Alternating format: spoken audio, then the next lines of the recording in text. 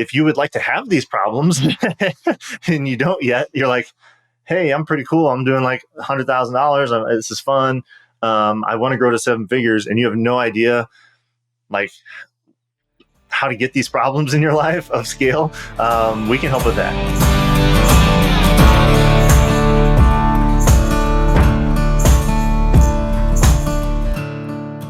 You're listening to the 7-Figure Leap podcast. We're here to leverage rich relationships and smart strategies to take your business to the next level. Here's your host, Dustin Riekman.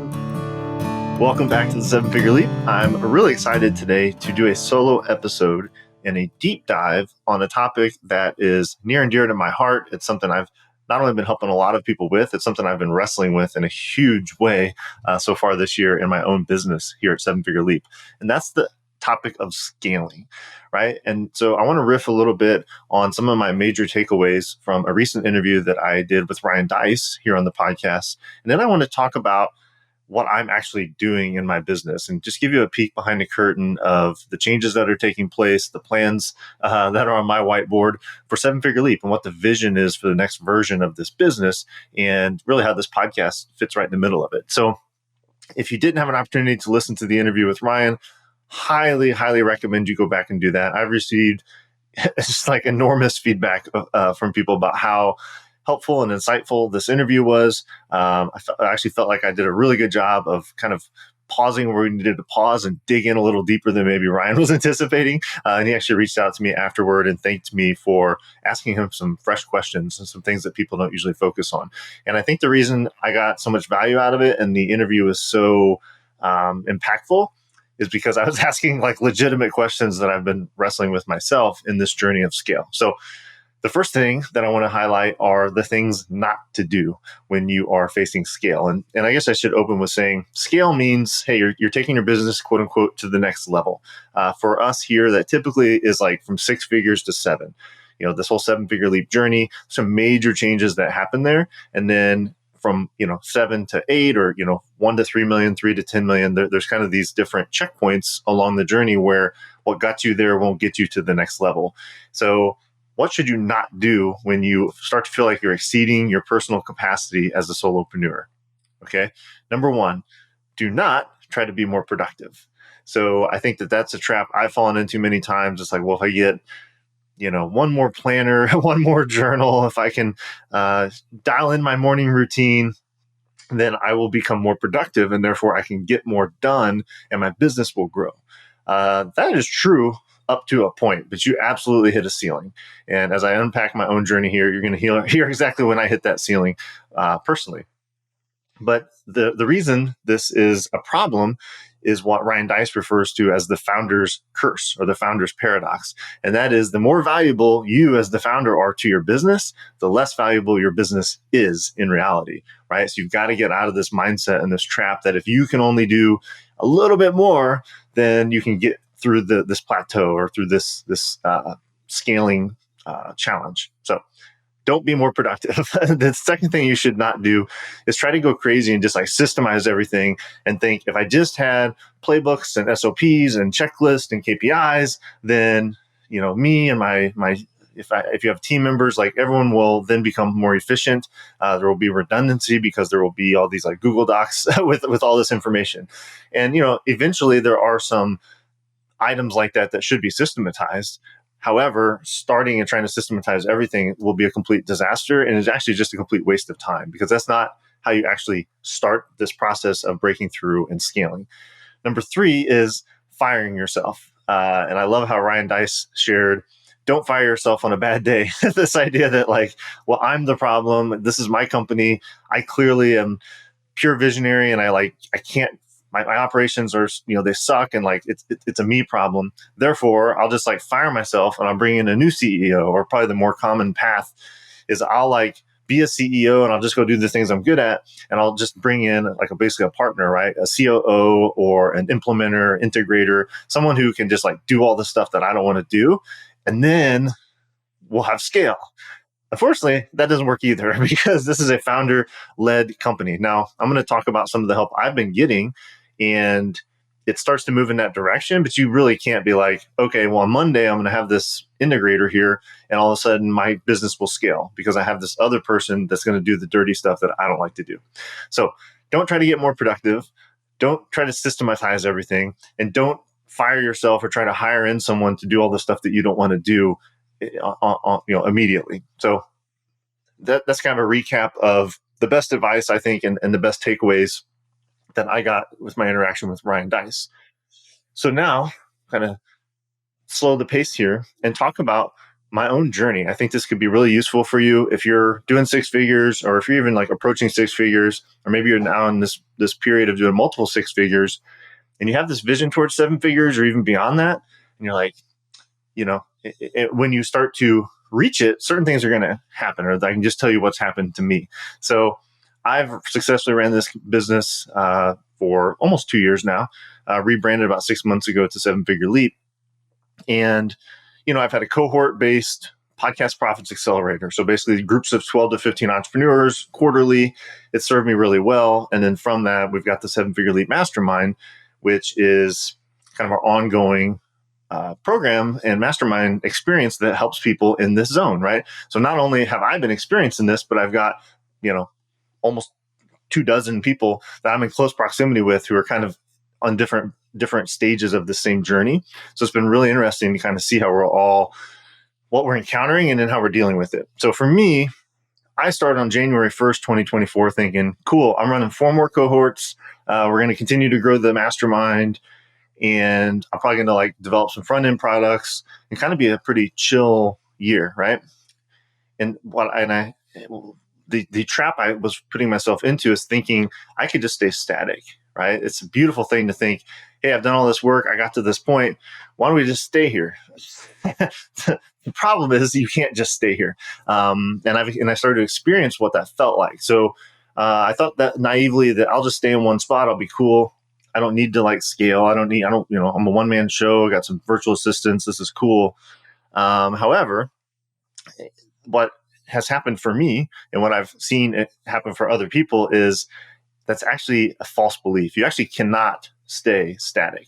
You really can't. And so your health is either growing or dying, your relationships, your marriage, growing or dying, right? Same is true of your business.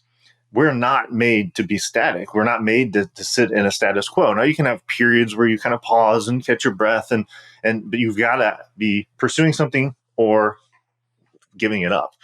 And so, and especially that's going to be true for entrepreneurs, because by virtue of the fact you're an entrepreneur, you're a creative person. You create through your business.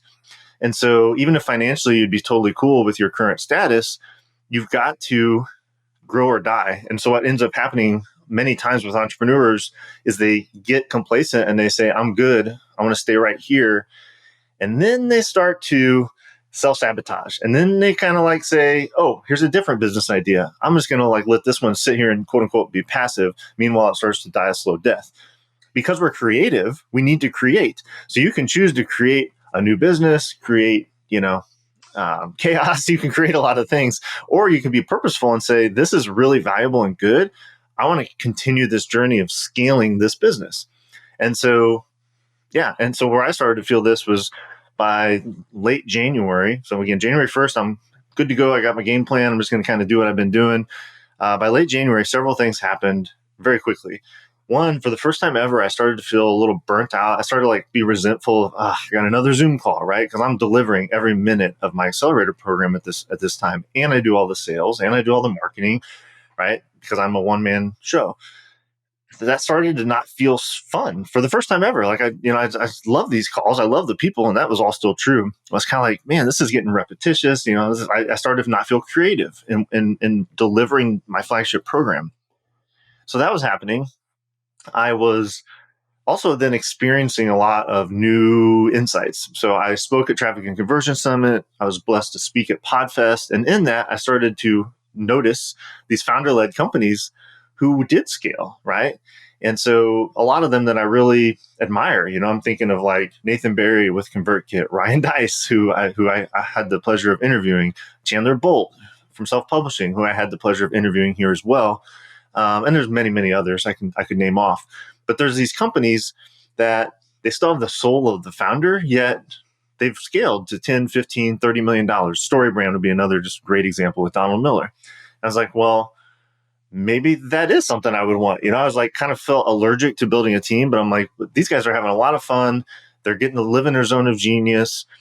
They've obviously got the financial rewards of building a bigger business, and they have the option at some point in the future to sell it. Like right now, it's a one-man show. There is no saleable asset. So maybe I don't ever want to sell. I don't have any desire right now.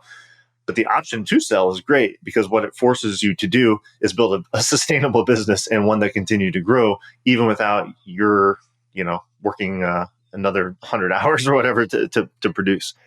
So I started having examples. I started to feel a little personal strife. And then I had this really pivotal discussion, and I was at PodFest. It was like the last day. I had a 15-minute coffee chat scheduled with Peter from the partnerships Peter Unger from the partnerships department at Self-Publishing. Our 15-minute conversation turned into, I think, 2.5 hours of just like really getting to know each other, like families, our faith life. I told him all about my business, and he said, "Man, Dustin, this is amazing. Like you should pat yourself on the back. You've really created something unique, amazing. You obviously have like raving fans, and you're creating real transformation." He's like, "We would love to partner with you. I just have one question for you. How many leads can we send you before all this breaks?" And that was like a gut punch. I'm like, oh, geez, like I'm so excited about the partnership, but the reality is like zero. Like I'm full. I was delivering a program. I'd already sold out my next cohort. The next one wasn't going to be till the fall. So I'm like, I actually don't have any capacity, and that means like I couldn't grow my revenue in the current model, and it was out of my personal capacity. And so I was like, man, it's a great question.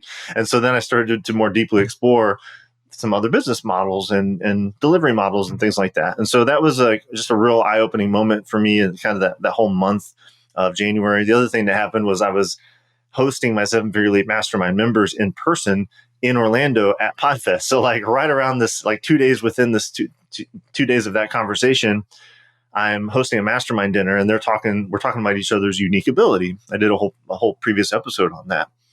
And so that gave me a ton of clarity in that the thing I'm actually best at is giving clarity and connection to my clients. Like it's not a lot of the stuff I actually do, which is like live teaching, live coaching. Like there's many people that are as good or better than me at that. So I started to think like, well, how could I live in my zone of genius, kind of do the 80-20 mantra, the 10x leap, the things required to continue to grow, and do it in a different model, right? And so I started looking at different models, and there's a lot of different ways to do this. So you can scale a coaching program with other coaches, right? You can do certification where you're empowering other people with your methodologies. You could do, more of a non-live sort of thing, more like a course, like more scalable, like a masterclass sort of thing, right? There's lots of different models. And so I had to really wrestle with what do I want to build. So number one, after kind of getting hit upside the head with the possibilities and the fact that I really do have to grow here. Otherwise, I know I'm going to burn this thing to the ground, and I'm going to self-sabotage, and I'm going to go start something new. And I don't want to do that.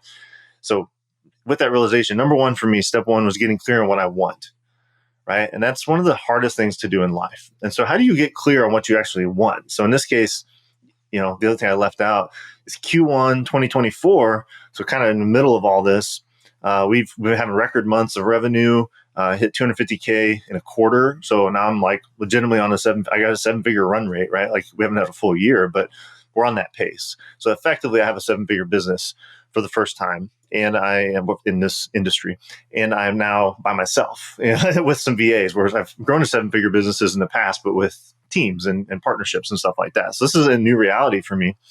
So where do you go from here, right?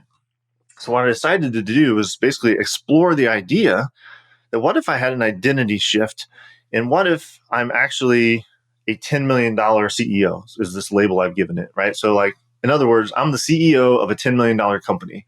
What would need to be true in order for that to happen? That starts to open up some really important questions about things like, what's my role? Where do I need to build team? What systems am I missing, right? Because like a $10 million CEO would only be doing certain roles. And one of the really important things for you and me to accept is that every time your business grows in value, your role needs to become less, not more, right? You need to do less things. So in other words, if you 10x your business, you need to be doing 10% of the stuff you were doing in the 1x version. you're going to be doing, doesn't mean you're not working hard, but you're going to be literally in your zone of genius much more of the time, because that's where you produce outsized value. And then you have the resources to bring in others to do the other stuff that needs to be done in the business. So getting clear on what you want. So for me, I'm in no hurry to have an 8-figure business, right? But what I am wanting to do is start now building the skeleton and the infrastructure and the plan where I could be a $10 million business and I could be the CEO of that business. And so that's unlocked so much for me. So that's number one, was like, what do I want? And again, I'm not like fully committed that like by this year at this date, like that's what I'm going to be. It's really not that important to me. But what is important to me is to start building now the business that would support that ultimate vision. And I say ultimate. When I get there, I'm sure it will shift again, right? And there's milestones along the way.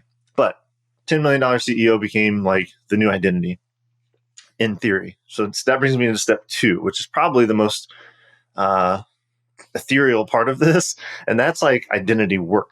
So that's actually like not just saying, oh, cool, I want a $10 million business. Well, I've never ran a $10 million business. I've talked to some cool people now, which is part of this, talking to people who have done that and more. So I've got a mentor who's got a $50 million business, Chandler, I think around 15, Ryan, multiple, he has like 17 different companies that in that range. Donald Miller, I think $20 million company. And so I'm in proximity. It's not like I have like coffee with these guys on a regular basis, but I have their books. I'm in their groups. I'm certified by them in different ways. I'm getting to access them on the podcast. And so that's part of the identity work, is starting to look for, identify people who do have that identity and who are doing it well, people you admire who have similar values, and then having proximity to them and, as much as you can. So that's part 1. Part 2 of identity work for me was literally hiring an identity coach. Now, I'm not sure she would have called herself that. But if you listen to the very first episode of this podcast, it's really, really interesting now. It's only several months ago. It was like in January, when I'm having these epiphany moments, is when we recorded that first episode of 7-Figure Leap. And so I'm talking about a very important woman in this journey for me, and it's Cassie Shea. So Cassie has coached me in many ways, and it's been a very reciprocal relationship. So I first met her because she was an accelerator graduate. So she's part of my flagship program about a year ago. And then she got really clear on what she does well. And that's really helping people identify their unique abilities and set standards for themselves and step into a future self and these new identities and work through the values that brings up. And, the kind of that deeper mindset work, which translates directly into like business organization, right? So anyway, I've been working with Cassie specifically. We have this whole like worksheet we work through in a really deep planning session. That's like, what are all the things Dustin's doing? In other words, who am I being? And then if I, or when I am a $10 million CEO, who would I have to be to make that true? And if I am a $10 million CEO, what are the things I do in the business? So what you find is there's several things that I do that I would still do. There's many more things that I currently do that I wouldn't do, right? And because again, we're stripping away a lot of this stuff. And right now I wear basically all the hats in the business. And that wouldn't be true at a $10 million operating level. So I've done a lot of this like deeper identity work. And so I would advise you to do the same if this is a journey you want to go on. A lot of that happens in the way that I serve. A lot of that happens in both the Podcast Profits Accelerator. People get tons of clarity, really get clear on what they want, start to step into these new identities there. And then, of course, that's an ongoing process that we do in the 7-Figure Leap Mastermind. And so Cassie is a member of both of those. And so she has received that from the community. And then for several of us, she has reflected that back and helped us personally with it. So that's been just like amazing, because now I have really great clarity on what I'm building and what my actual clear vision is for my role in this future version of the business. So number 1, get clear on what you want. Number 2, do the identity work necessary to be able to actually understand your role in what you want. Hope that makes sense. There's a slight distinction there. So what you want for your business, and then what would your role look like in order to empower that version of the business. Number 3, I have 4 steps here. Number 3 is to map out the major systems of your business. Okay. So I said, what not to do is like systemize everything like crazy and do SOPs. No, like the first thing you need to do is basically do a deep dive and a map, a process map of your business, right? And you're almost surely going to find three things, and you may have some more depending on your business, but you have if you have some kind of, if you're doing six figures plus, you have a repeated marketing system or process. You have a marketing process. Number two is you have a sales process. That means a conversion. Like how do people go from knowing you from the marketing you do to actually giving you money and becoming a client? That's sales, right? And then you have a fulfillment role in your business. So like how do you deliver value to your clients, right? And then there's other things that, it could be like customer service. There's, if you run a community management, there may be other processes, but you almost for sure have some kind of process. And it may be just in your head and it may be very loosely defined. But if you're making that kind of money with your business, you have marketing, sales, and fulfillment. So those are really the three growth engines that you should start with, just mapping them out, right? So I've literally done all this in my head. I do not recommend this, but to date, I have had no project management system. I have no CRM. I have predominantly done all the sales for my business, and I grew a 7-figure business that way. So it's like it's very possible, but there's no way a $10 million CEO is doing all that stuff, right? So what I needed to do is say, okay, like how do people hear about me? For me, there's a lot of podcast guesting, obviously, and some of the other things that we teach. And then what's that process look like to go from knowing me to liking me, trusting me, and then ultimately the sales? Like how do sales occur? Is that on a call? Do they apply to get on the call? Is it a webinar? Is it through emails? And you have these processes that you could say, this is where I get leads. This is how I convert the leads, right? And then this is how I actually collect the sale to finally convert them into a client. So there's that, and that's kind of a fluid process. You could have one flow chart really that's from marketing to sale, and then at the moment of sale, a very different process starts, and that's fulfillment.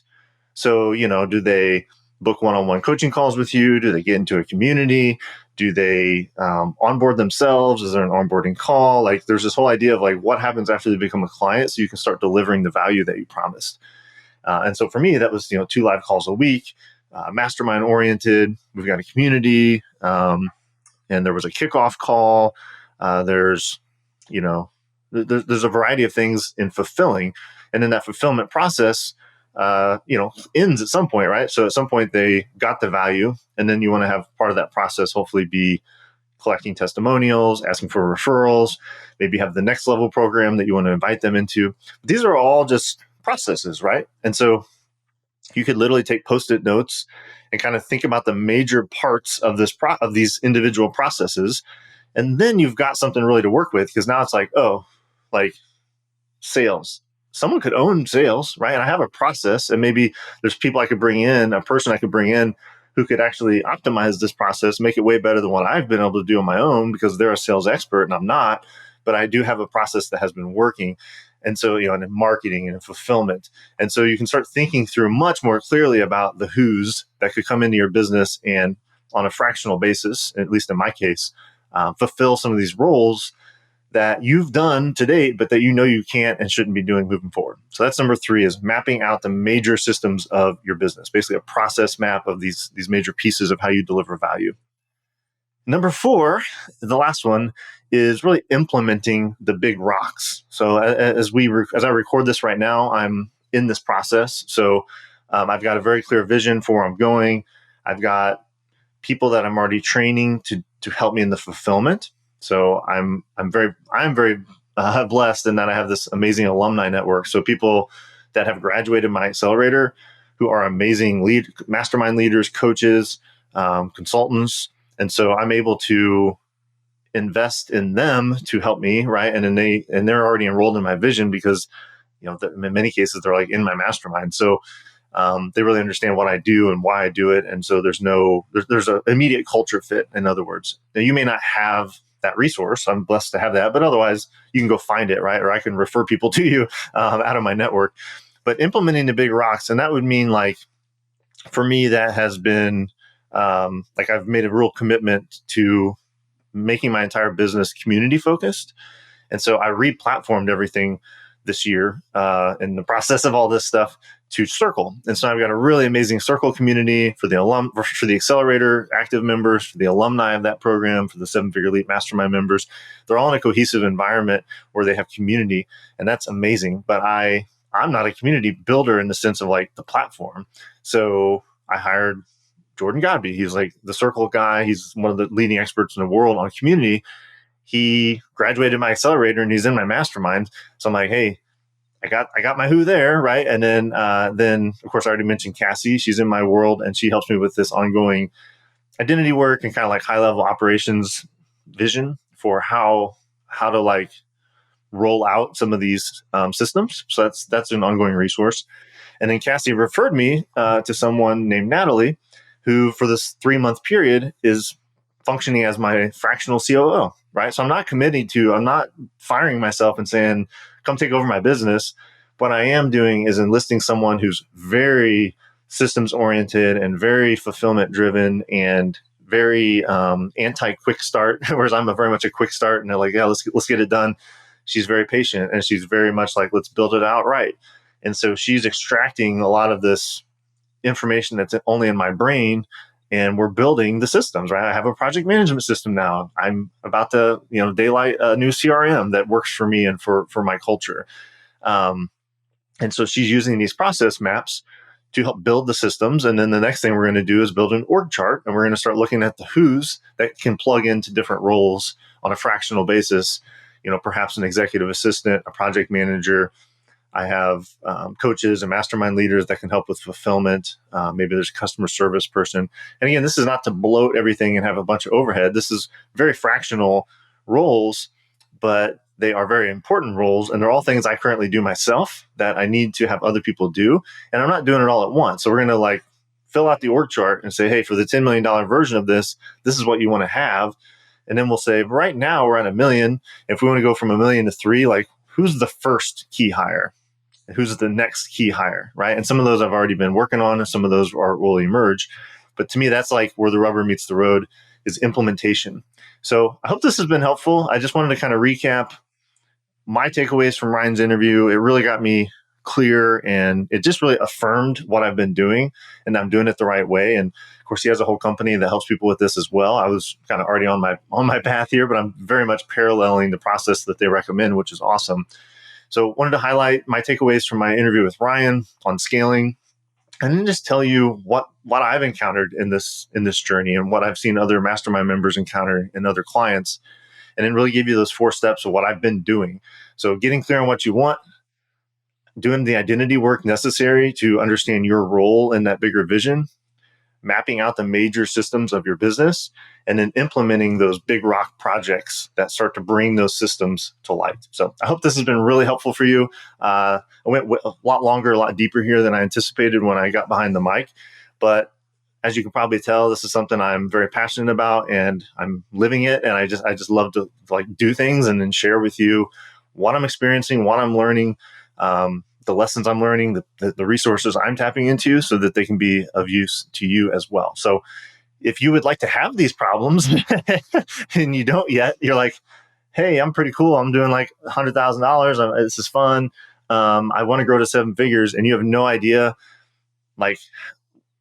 how to get these problems in your life of scale. We can help with that. And that's really what the Podcast Profits Accelerator is all about. We help you add $100,000 minimum in new business through marketing, specifically through podcast guesting. So we work with you over 90 days.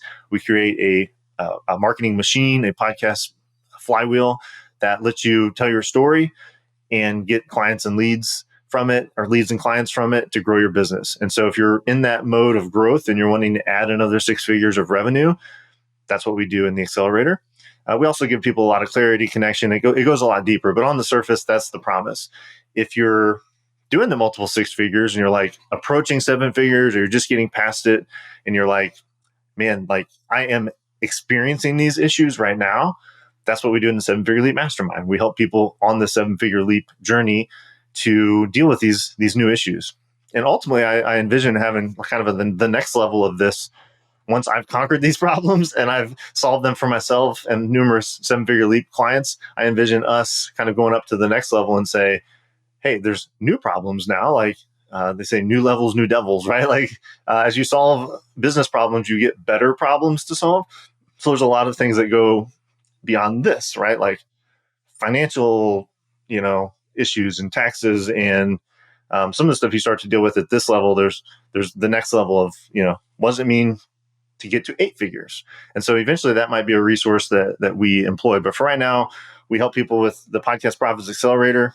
And then we help people with the 7-Figure Leap Mastermind to get people from 6 to 7 figures in a fun way, in a way that aligns with your values, in a way that you feel excited about, and that you have, most importantly, a community around you to support you and doing it the right way. So let us know if you have any questions. You can always reach us at 7figureleap.com if you want to book a call with our team and just kind of unpack where you're at and what resources we feel would be best to assist you, whether that's us or people in my network, because I have an amazing over 100 alumni that I can tap into that are all just amazing, gifted people that as you can hear, I hire them myself because I believe in them. Then go to 7figureleap.com/call, and that'll book you directly on our team's calendar, and we can have an open conversation about how we can best serve you. So I hope this episode's been super useful. I would love your feedback. The other thing I would just ask of you, if you've enjoyed this deep dive, 30-minute consultation on scaling, is please leave us a review. So if you're listening on iTunes or Spotify, if you're on your phone, just like literally open up the app, hit the 5 stars. It's that simple. It takes you 10 seconds. It makes a huge difference to the show, and it really lets other people find this great resource. So thanks for all your support so far, and I'll see you on the next one.